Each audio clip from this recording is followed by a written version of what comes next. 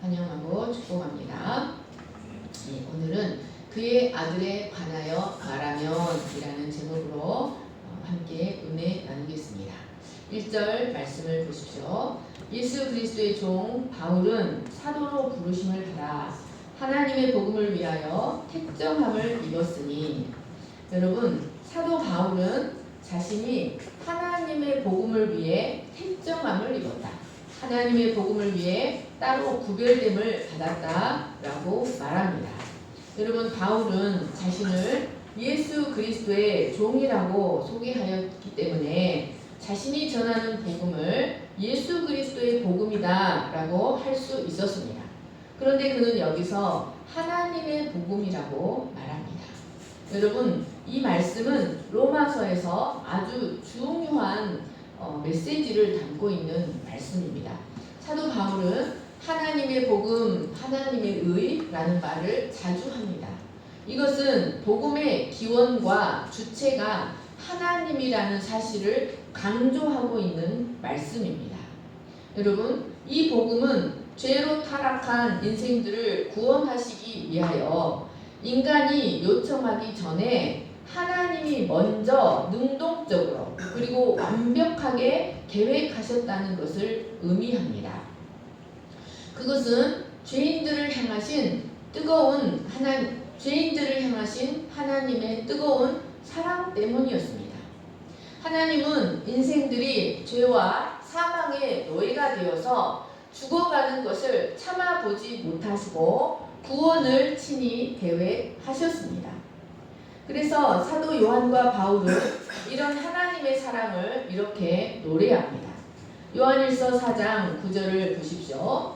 하나님의 사랑이 우리에게 이렇게 나타난 바 되었으니 하나님이 자기의 독생자를 세상에 보내심은 그로 말미암아 우리를 살리려 하심이라. 사랑은 여기 있으니 우리가 하나님을 사랑한 것이 아니요 하나님이 우리를 사랑하사 우리 죄를 속하기 위하여 화목제물로 그 아들을 보내셨습니다. 찬송하리로다. 하나님 곧 우리 주 예수 그리스도의 아버지께서 그리스도 안에서 하늘에 속한 모든 신령한 복을 우리에게 주시되 곧 창세 전에 그리스도 안에서 우리를 택하사 우리로 사랑 안에서 그 앞에 거룩하고 흠이 없게 하시려고 그 기쁘신 뜻대로 우리를 예정하사 예수 그리스도로 말미암아 자기의 아들들이 되게 하셨습니다. 여러분, 이 복음은 인간들이 죄 아래 사망 아래 살면서 고통스럽기 때문에 인간이 먼저 요청한 것이 아닙니다. 죄인들을 향하신 하나님 자신의 뜨거운 사랑 때문에 하나님이 먼저 능동적으로 하나님 자신이 계획하신 것이었습니다. 2절 말씀을 보십시오. 바울은 그 하나님의 복음의 핵심이 무엇인가를 설명합니다. 여러분, 그 복음은 전적으로 그의 아들에 대한 이야기입니다. 즉 하나님의 아들, 그의 아들 예수 그리스도에 대한 하나님의 약속이 복음입니다. 사도 바울은 먼저 여기서 그리스도를 하나님의 아들이라고 분명히 선포합니다. 이는 시편 2편 7절 말씀에 근거한 것이었습니다.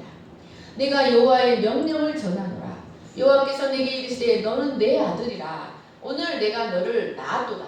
내게 구하라. 내가 이방 나라를 내 유업으로 주리니 내 소유가 땅 끝까지 이르리로다.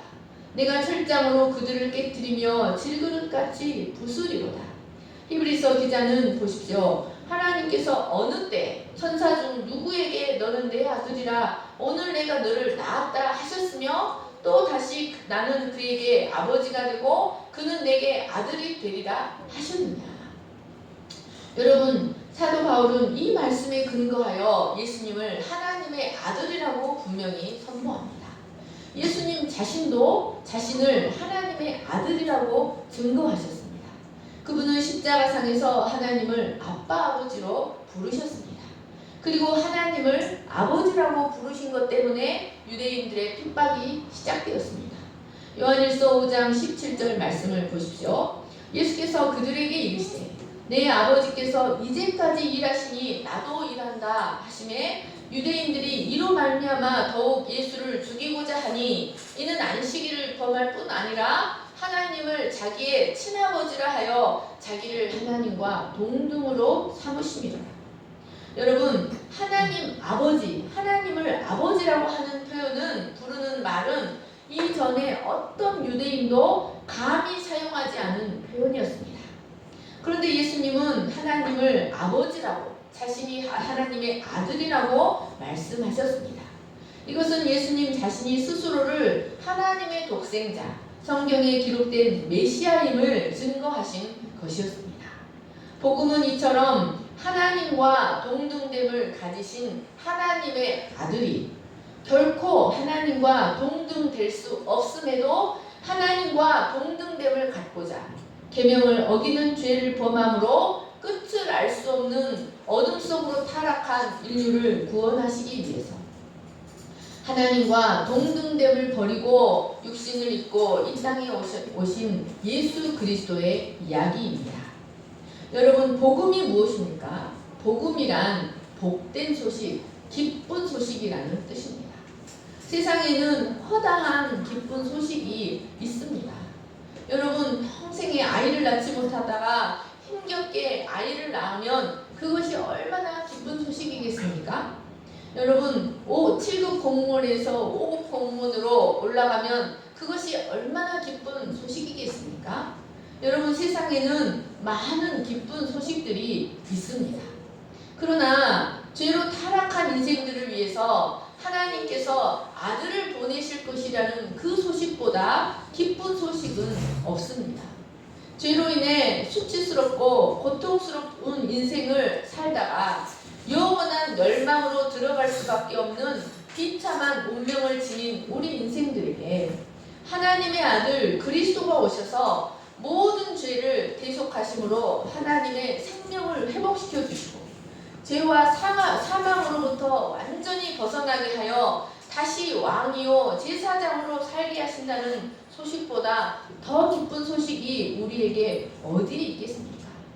그래서 예수님 자신도 나는 세상을 위한 생명의 떡이다. 하늘에서 내려온 산 떡이다. 나를 먹어야만, 나를 마셔야만 너희가 살 것이다 라고 말씀하셨습니다. 또 나는 양의 문이니 누구든지 나로 말미암아 들어가고 나오면 구원을 얻고 생명의 꼴을 풍성히 얻을 것이라고 말씀하셨습니다. 여러분, 그러므로 이 하나님의 아들에 대한 소식보다 우리에게 더 큰 기쁨의 소식은 없습니다. 그런데 하나님은 이 복음을 친히 계획하실 뿐만 아니라 당신의 선지자들을 통하여 성경에 반복하여 약속하셨습니다. 여기 선지자들이라는 단어는 헬라어로 톤 프레페톤 아우투입니다.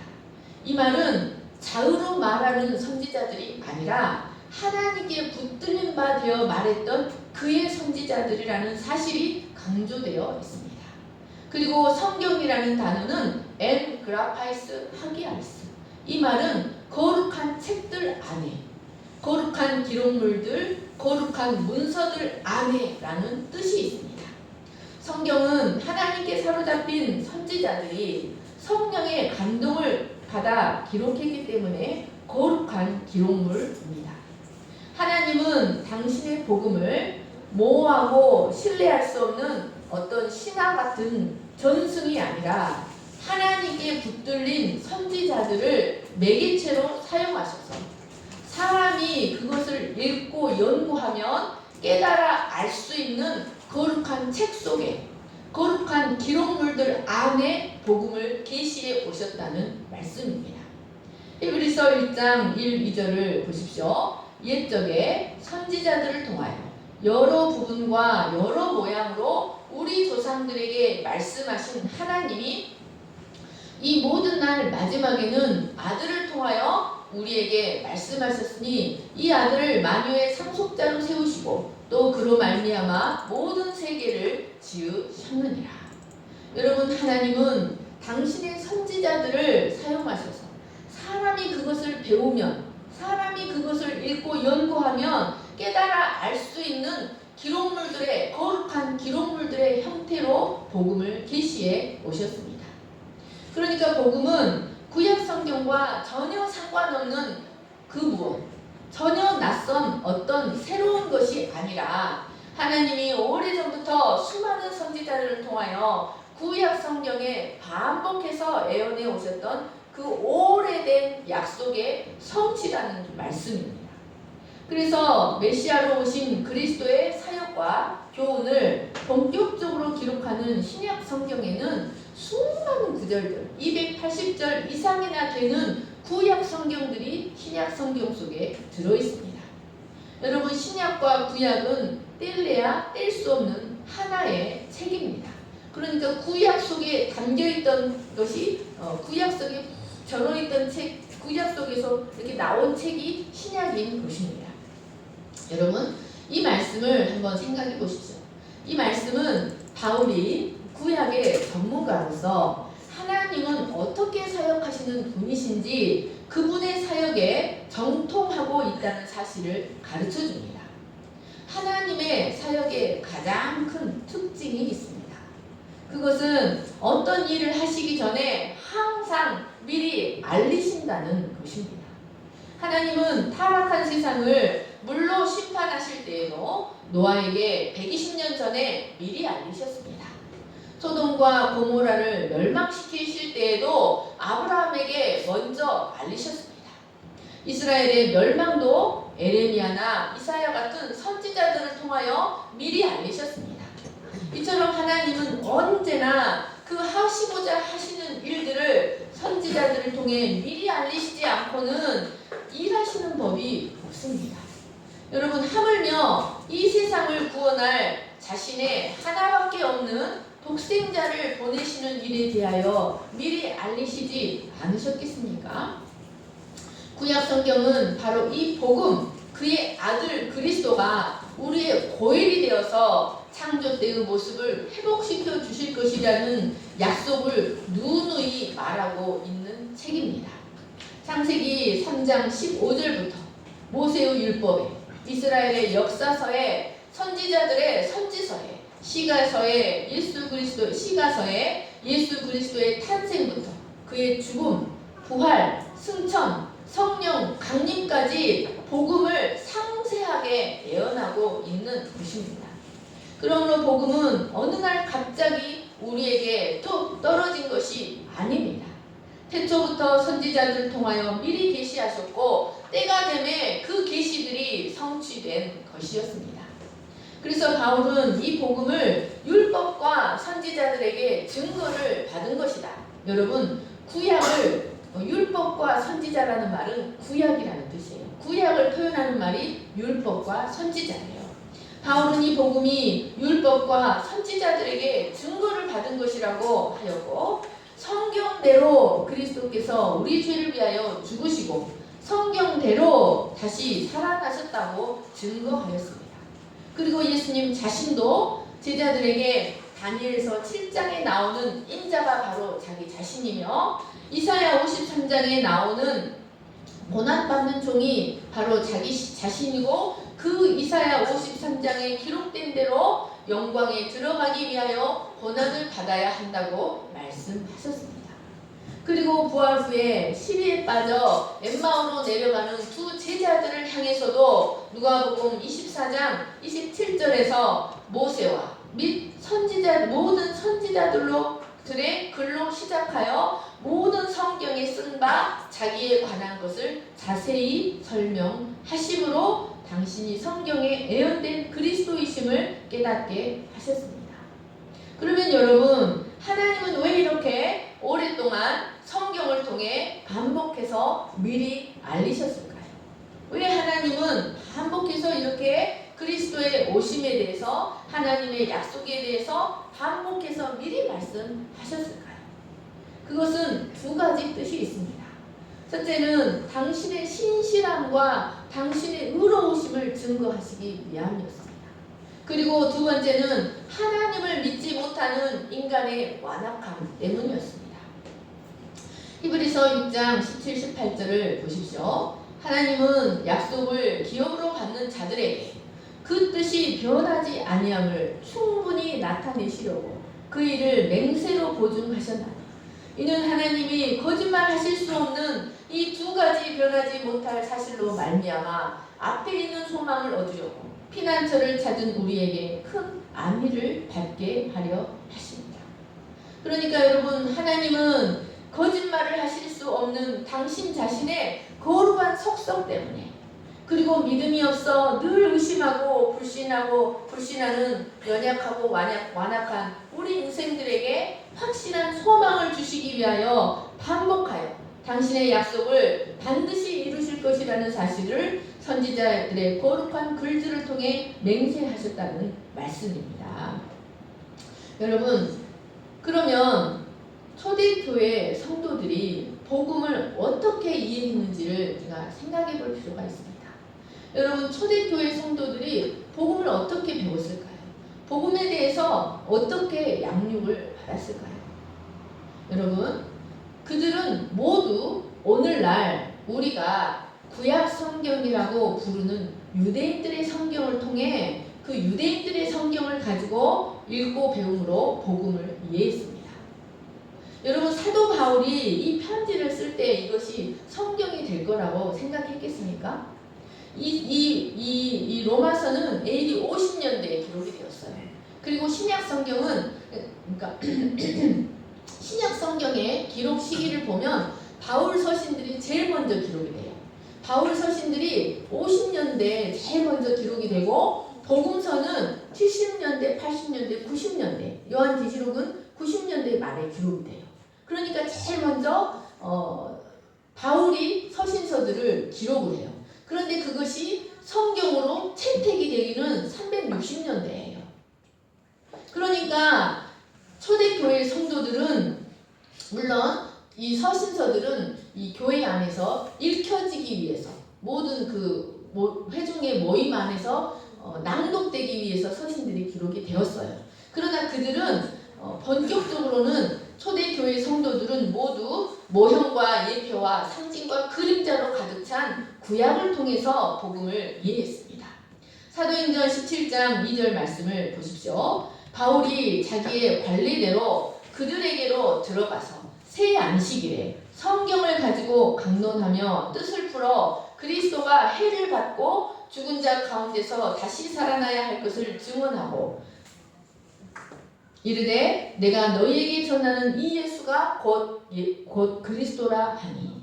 여러분, 여기 새 안식일, 세 번의 안식일이라는 말입니다. 성경을 가지고 강론했습니다.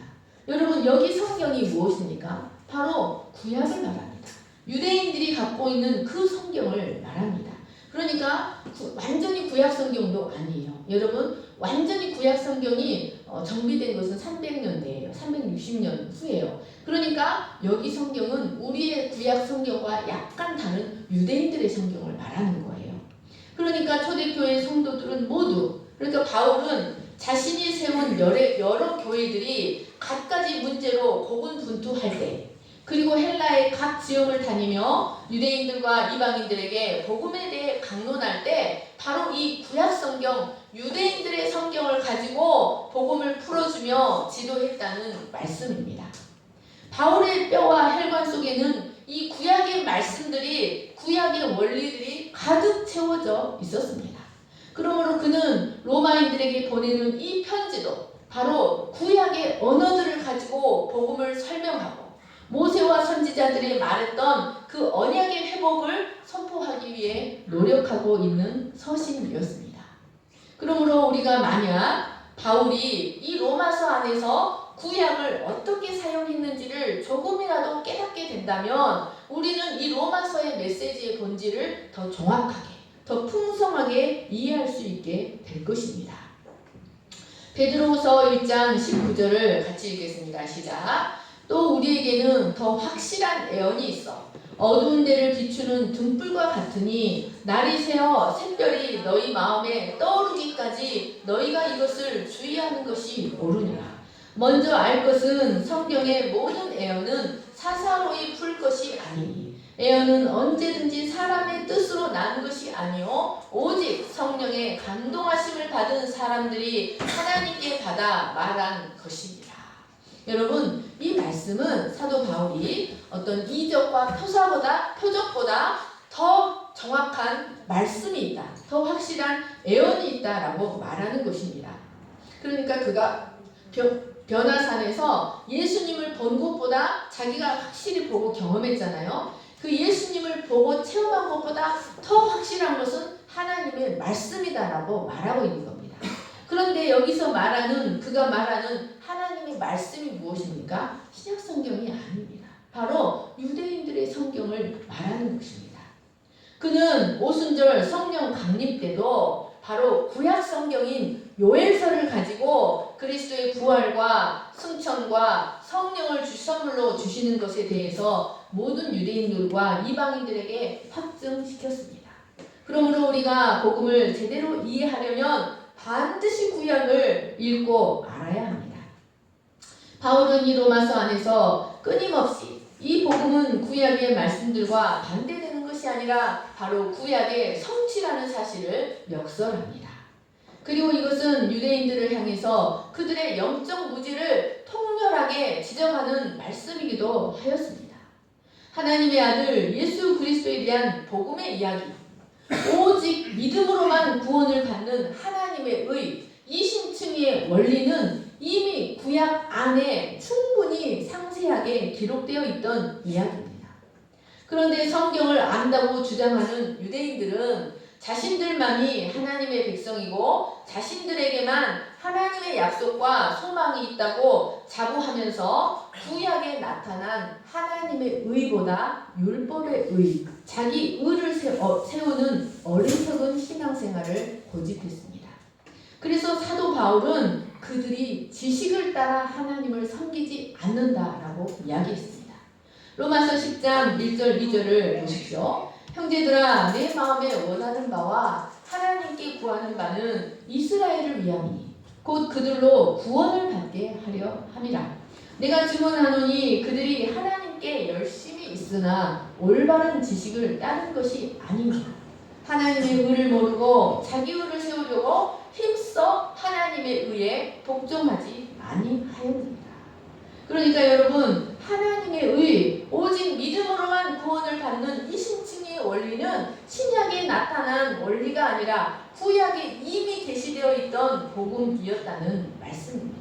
그러나 유대인들은, 성경을 구구절절 안다고 주장하는 유대인들은 그 구약에 나타난 하나님의 의를 버리고 자기 의를 세우는 어리석은 신앙생활, 지식을 따르지 않는 어리석은 신앙생활을 했던 것이었습니다. 그래서 결국은 그들은 성경에 애언된 대로, 그들의 성경에 애언된 대로 메시아가 오셨을 때 그분을 믿고 받아들이기보다 도리어 불신하고 배척했습니다. 그것은 그들이 성경을 자구적으로만 알았기 때문이었습니다. 3절, 4절 말씀을 보겠습니다. 3절, 4절 말씀에서 바울은 이제 대조되는 두 구절을 통하여 하나님의 아들 예수 그리스도에 대하여 자세히 설명합니다. 그의 육신의 상태와 그의 영혼의 상태에 대하여 설명하는 이 간단한 두 절 말씀 안에는 그의 탄생과 죽음과 부활과 통치까지가 모두 집약되어 있습니다. 먼저 그리스도는 육신으로는 다윗의 혈통에서 나셨습니다. 여기 육신으로라는 단어 카타사르카는 육신을 따라서, 인성을 따라서 오셨다라는 뜻입니다. 그러니까 영원 전부터 영광 중에 계셨던 하나님의 아들이 죄 있는 육신의 모양을 입고 오셨다. 연약한 인성을 입고 이 세상에 오실 때 다윗의 혈통을 따라 오셨다고 말하고 있는 것입니다. 그분은 이로써 완전한 인성을 지닌 인간이 되어서 인간을 대표할 자격을 받으셨습니다. 다윗 왕국은 유대인들이 생각하는 가장 이상적인 신정 국가입니다. 그런데 메시아가 다윗의 계보로 오신다는 것은 구약에 반복된 예언이었습니다. 에레미야 23장 5절 말씀을 보십시오. 여호와의 말씀이니라. 보라, 때가 이르니 내가 다윗에게 한 의로운 가지를 일으킬 것이라. 그가 왕이 되어 지혜롭게 다스리며 세상에서 정의와 공의를 행할 것이며. 여러분, 예수님께서 다윗의 혈통으로 오셨다는 것은 그가 구약 성경에 반복되어 예언되어 온 메시아라는 뜻을 의미합니다. 그가 바로 유대인들이 그토록 대망하여 오던 바로 그 메시아다. 그리고 그의 오심은 하나님께서 창세 이래로 계속해서 예언해 오셨던 그 오랜 약속의 성취라는 것을 의미했습니다. 여러분, 그리스도께서 완전한 인성을 입고 오셨다는 것은 매우 중요한 사실입니다. 바울이 이렇게 예수 그리스도의 완전한 인성을 강조하는 것은 당시 교회 안에 그리스도께서 육신을 입고 오신 것을 부인하는 영지주의 이단이 성도들을 미혹하고 있었기 때문이었습니다. 요한일서 1장 7절을 보십시오. 미혹하는 자가 세상에 많이 나왔나니 이는 예수 그리스도께서 육체로 오심을 부인하는 자, 이런 자가 미혹하는 자요 적그리스도니. 사랑하는 자들아, 명을 다 믿지 말고 오직 영들이 하나님께 속하였나 분별하라. 많은 거짓 선지자가 세상에 나왔습니다. 이로써 너희가 하나님의 영을 알지니 곧 예수 그리스도께서 육체로 오신 것을 시인하는 영마다 하나님께 속한 것이요 예수를 시인하지 아니하는 영마다 하나님께 속한 것이 아니니 이것이 곧 적그리스도의 영이니라. 오리라 한 말을 너희가 들었거니와 지금 벌써 세상에 있느니라. 여러분, 영지주의자들은 예수 그리스도의 완전한 인성을 부인하며 그의 육신은 가상일 뿐이라는 가연설을 주장했습니다. 그들은 육체의 타락성 때문에 하나님의 아들이 육신을 입고 올 수 있다는 사실을 믿을 수가 없었습니다. 그러나 예수님은 하나님과 인간 사이에 완전한 중보자가 되시기 위하여 반드시 육체로 오셔야만 했습니다. 하나님과 인간 사이에 놓여있는 죄의 장벽을 허무는 속죄 제물이 되시기 위하여 반드시 우리와 똑같은 상태가 되셔야만 했던 것입니다. 그래서 하나님은 당신의 아들을 우리와 똑같은 인간의 모습으로 나게 하셔서 그에게 우리의 모든 죄를 담당시키셨습니다. 로마서 8장 3절을 보십시오. 율법이 육신으로 말미암아 연약하여 할 수 없는 그것을 하나님은 하시나니 곧 죄로 말미암아 자기 아들을 죄 있는 육신의 모양으로 보내어 육신의 죄를 정하사. 여러분, 그가 육신으로 오셔야만 했던 이유는 우리와 똑같은 상태가 되어야만 우리를 깊이 이해하실 수 있고 우리의 실제적인 목자가 될 수 있고 우리의 실제적인 중보자가 되실 수 있기 때문이었습니다. 그는 우리와 똑같은 인간으로 오셨기 때문에 우리를 깊이 이해하실 수 있고 다만 죄는 없으시기에 우리를 위한 완전한 중보자, 제물이 되실 수 있었던 것이었습니다. 4절 말씀을 보십시오. 여러분, 4절은 그리스도의 인성을 설명하는 3절과 뚜렷한 대칭 구조를 이루며 그리스도의 신성에 대해 설명합니다. 그러니까 육신으로는 카타사르카, 그러나 4절은 성결의 영으로는 카타푸뉴마 하기오시네스, 카타사르카, 카타푸뉴마 하기오시네스. 이는 거룩함의 영을 따라서 거룩함의 영에 부합하게 라는 뜻입니다. 이는 우리가 일반적으로 말하는 성령을 말하는 것이 아닙니다. 여러분, 이는 예수님의 영혼의 상태를 말해주는 것입니다. 그러니까 3절은 예수님의 육체의 상태를 설명을 하고 4절은 예수님의 영혼의 상태를 설명하고 있는 것입니다. 이는 예수님의 영혼이 우리 인생들과 달리 지극히 정결했다, 지극히 거룩했다, 지극히 성결했다라고 말하고 있는 것입니다. 그러니까 역사 가운데 실제적으로 인간의 모습으로 오신 예수 그리스도는 우리와 똑같이 육체와 영혼을 지니신 분이셨습니다. 그러나 그분의 영혼은 그 누구와도 비교할 수 없는 지극히 거룩한 영혼이셨습니다. 그것은 바로 그가 성령으로 잉태되셨기 때문이었습니다. 여러분, 이 초라하고 연약한 보잘것없는 육체 속에 감추어진 그분의 지극히 거룩한 영혼이 그분의 실존이었습니다. 꺼주세요. 소리 들려요? 꺼주세요. 여러분, 이렇게 모든 피조물과 구분되며 죄로부터 완전히 떠나 계시는 절대적으로 거룩한 그의 영혼은 바로 그의 신성, 그의 하나님 되심을 보여주는 결정적인 증거였습니다. 베드로는 이런 예수님의 지극히 거룩한 영혼의 모습을 보고 너희는 나를 누구냐라고 예수님께서 물어보실 때 주는 그리스도시요 살아계신 하나님의 아들이십니다 라고 고백할 수 있었던 것이었습니다. 바로 이 예수님의 거룩한 영, 신성에 대한 결정적 증거가 바로 죽은 자들 가운데서의 부활로 나타났습니다. 디모데전서 3장 16절을 보십시오. 그도다 경건의 비밀이요 그렇지 않다 하는 이 없도다. 그는 육신으로 나타난 바 되시고 영으로 의롭다함을 받으시고 그분의 영의 상태를 보여주는 것입니다. 사랑하는 여러분, 예수님은 모든 인간이 굴복할 수밖에 없는 죽음의 세력을 이기심으로 당신이 지니신 지극히 거룩한 영혼 신성을 지니신 하나님이심을 명백히 증명하셨습니다. 4절에 능력으로 하나님의 아들로 선포되셨다. 능력으로 하나님의 아들로 선포되셨다는 말씀은 능력 있는 하나님의 아들로 증명되셨다. 능력 있는 하나님의 아들로 지정되셨다라는 뜻입니다. 그러니까 이 말씀은 지상 사역 동안 연약하고 비천한 상태에 계셨던 예수님께서 부활을 통해 하나님으로부터 만물을 통치하는 권세, 창조주의 주권을 위임받아서 온 우주 가운데서 그것을 행사하시는 하나님의 아들로 등극하셨다는 것을 의미합니다. 사도 바울은 이 예수가 바로 우리의 주, 너희와 나의 주 예수 그리스도라고 선포합니다. 여기 주라는 단어 퀴리오스는 굉장히 중요한 단어입니다.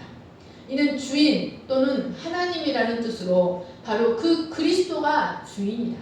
그 그리스도가 부활을 통해 하나님 보좌 우편에 앉으심으로 하늘과 땅의 모든 것을 다스리시는 절대 권위를 지니신 온 우주의 통치자, 모든 생명의 생사 여탈권을 쥔 생명의 주관자, 주인이라는 뜻입니다.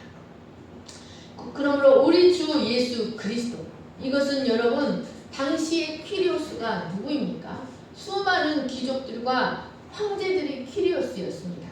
그런데 그 로마 사회에서 이 신앙 고백은 초대교회 성도들의 목숨을 건 신앙 고백이요 또 예수님을 나타내는 가장 완전한 표현이었습니다. 이렇게 신비 중에 신비로 하나님의 큰 능력이 나타난 예수 그리스도의 부활은 인류 역사의 중대한 전환점이 되었습니다. 하나님께서 경영하시는 구속사의 진행에 있어서 옛 시대를 마감하고 새 시대를 시작하는 중대한 역사의 전환점이 된 것입니다. 그리스도는 그 부활을 통해 사탄의 머리를 파하셨습니다. 그러므로 그리스도의 부활은 이제 사탄의 시대는 막을 내렸다.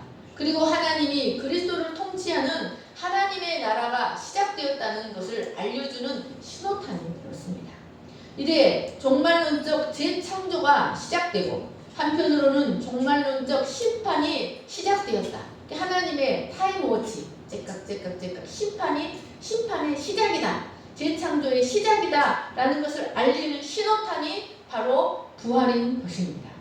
그리스도는 십자가와 부활을 통해 자신을 믿는 자들에게는 자신과 동일 본질을 지닌 지극히 거룩한 영으로 다시 태어나게 하는 살려주는 영이 되셨습니다.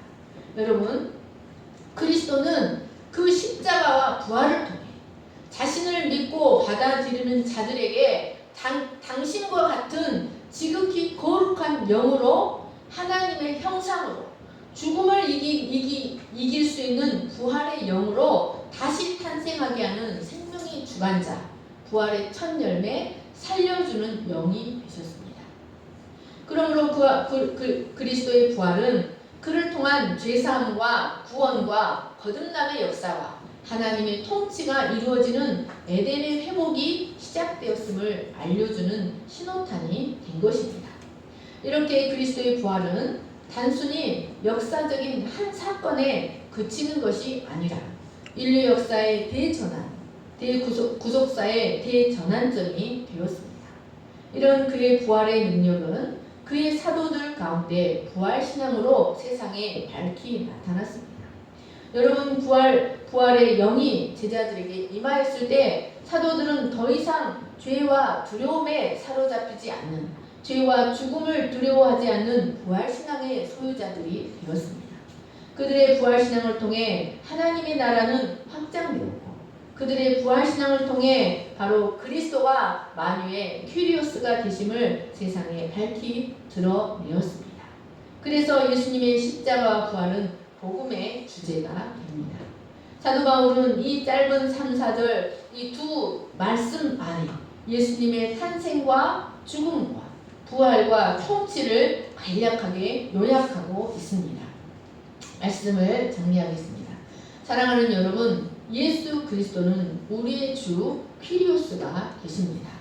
그분은 우리와 똑같은 육신의 모양으로 오셨으나 죄는 없으심으로 우리를 위한 완전한 제물, 우리를 위한 고엘이 되실 수 있었습니다.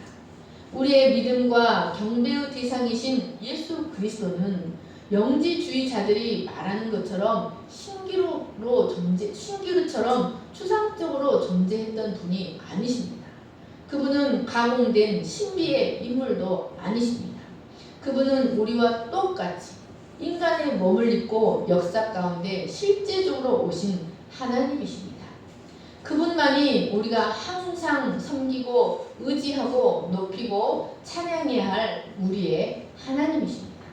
여러분, 그분이 우리와 똑같은 육체로 오셨기 때문에 우리의 모든 문제를 이해하시고 우리의 모든 삶의 상황을 실제적으로 이끌어 가실 수 있는 하나님이십니다. 여러분, 너희와 나의 주 예수 그리스도, 우리 주 예수 그리스도, 이것이 초대교회 성도들의 신앙 고백이 될 뿐 아니라 우리의 신앙 고백이 될 수 있기를 간절히 축원합니다. 제가 기도하겠습니다. 사랑과 은혜가 풍성하신 하나님 아버지, 사도 바울은 구약의 전문가였고 율법을 위해 자신을 구별시킨 바리새인이었습니다. 그러나 다메섹 도상에서 강권적으로 하나님을 만나며 바로 구약에 반복해서 예언되어 오셨던 그 예수 그리스도가 바로 예수님이 바로 우리 주 그리스도이심을 깨닫고 분명하게 증거합니다. 그분은 하나님의 아들이셨습니다. 하나님과 동등됨을 취한 하나님의 아들이셨지만 결코 하나님과 동등될 수 없는 인간이 하나님과 동등됨을 갖고자 타락하여 끝을 알 수 없는 어둠 속으로 죽어가는 것을 긍휼히 여기셔서 하나님과 동등됨을 버리시고 이 땅에 오셔서 우리의 제물이 되신 하나님이십니다. 그분만이 우리의 중보자요, 그분만이 우리의 하나님이요 영존하신 아버지가 되실 수 있습니다. 우리의 믿음의 대상은 신기루처럼 이상 속에 존재하시는 분이 아니라 역사 속에 우리와 똑같이 역사의 한 부분을 장식하며 살아가셨던 완전한 인성을 지니신 예수님이십니다. 하나님, 그러므로 우리가 은혜의 보좌 앞에 그분을 의지하여 담대히 나아갈 수 있음을 고백합니다. 우리의 모든 것을 중보하시고 우리의 모든 것을 이해하시며 우리를 채울하시는, 우리를 긍휼히 여기신 그 예수님 앞에 우리가 담대히 나아갈 수 있도록 도와주시기를 간절히 기도합니다. 그분은 부활하심으로 하나님 보좌 우편에 앉으셔서 온 우주를 다스리시는 만유의 주권자, 생사 여탈권을 가지신 하나님이 되셨습니다. 우리가 그분의 뚫로스가 되어서 그분을 퀴리오스로 섬기는 저희가 되게 하여 주시옵소서. 우리의 모든 삶의 여정에 주님이 친히 통제하시고 주님이 친히 컨트롤 하시며 다스리시며 필요한 모든 것을 공급하사 그분의 통치를 받는 우리의 삶이 에덴이 되게 하실 것을 믿고 감사하며 거룩하신 예수님의 이름으로 기도합니다. 아멘. 전능하신 나의 주 하나님 찬양하시면서 여러분 고맙습니다.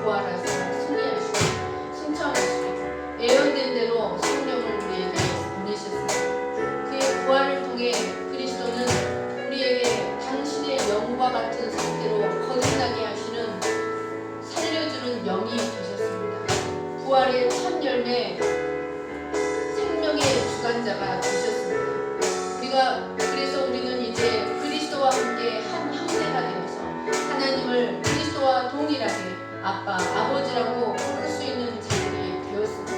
하나님, 이제 우리도 그리스도처럼 하나님을 절대적으로 신뢰하고 하나님께 절대적으로 순종하는 왕이요 제사장적 삶을 살아갈 수 있도록 도와주시기를 간절히 기도합니다.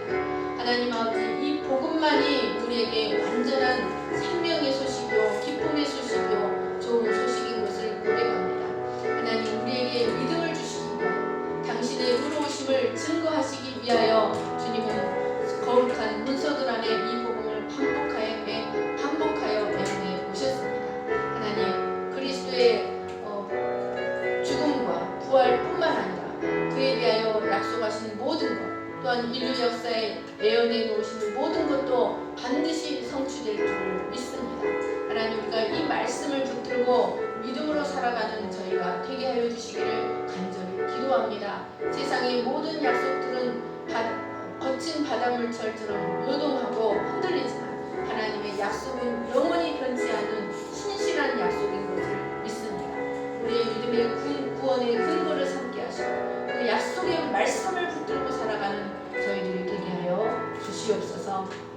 이제는 우리 주 예수 그리스도의 은혜와 하나님 아버지의 거룩하신 사랑과 성령의 감동과 교통하심이 변치 않는 영원히 의로우시며 신실하신 하나님의 약속의 말씀을 붙들고 심지가 견고한 믿음으로 살아가기를 소망하는 모든 무리 위에 영원토록 함께 하시기를 간절히 축원하옵나이다.